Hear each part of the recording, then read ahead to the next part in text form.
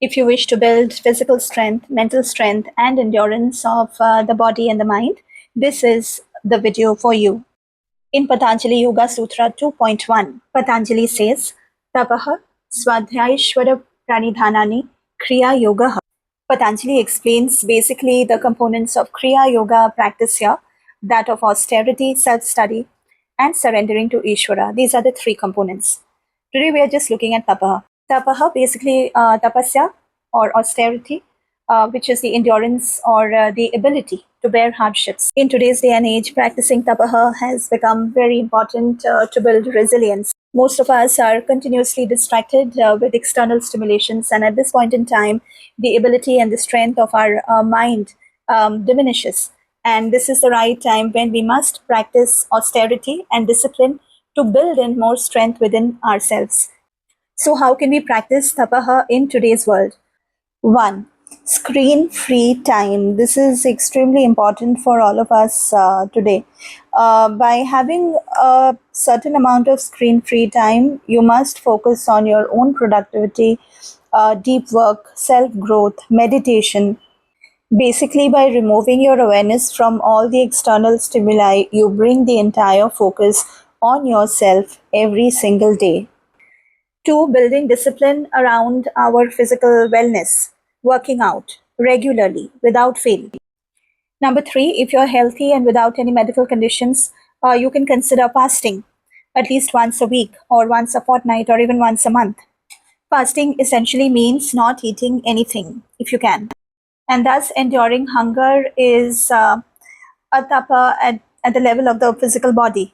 You can also consider giving up something maybe for a fixed period of time. It could be sweet or it could be the taste of salt. Some people give up their favorite fruit or their favorite sweet as a sankalp to their deity for their whole lives. You could do that as well.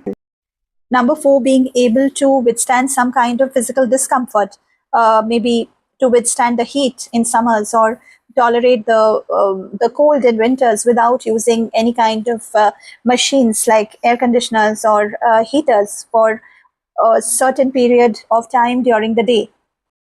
Tapa is also practiced at the level of the mind. Point number 1. For example, if somebody tells us something which is not very kind, instead of immediately responding back harshly, maybe considering not to respond. What it means is being able to endure the unpleasantness of somebody's harsh words. Second, another form of tapa of the mind is to stay away from gossip, stay away from lies, and even trolling, which is very common these days. Speaking behind one's back is also a form of trolling, by the way. You must understand that everything that you do, whether it's a word that you speak or a thought that you think of, whether it's conscious or subconscious, takes up energy. And when you are practicing tapa, you're actually building energy within yourself. The last thing that you want to do is to waste your energy on frivolous activities that generate a lot of bad karma. Third, another way to practice tapa is to practice silence as much as you can, as much as possible in your schedule. It could be for an hour in the week or for a day in the month or for half a day in the month, as long as you can. Staying in silence means that you do not speak with anyone and you also keep all your devices away. Over a period of time, when you practice tapaha regularly, you will see the intense amount of strength and resilience that you have built within yourself.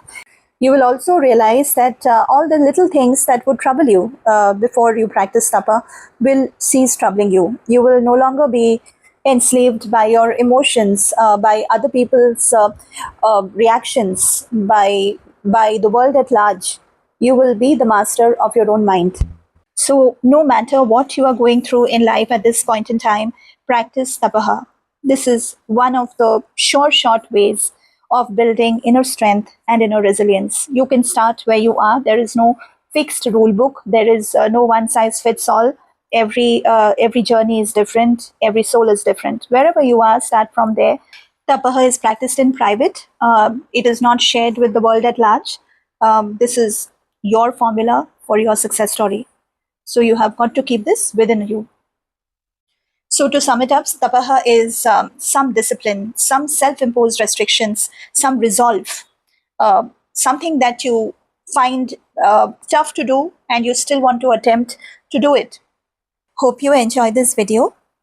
Subscribe and follow us for more life lessons from the Yoga Sutras of Patanjali and other classical texts and how to apply them in today's world.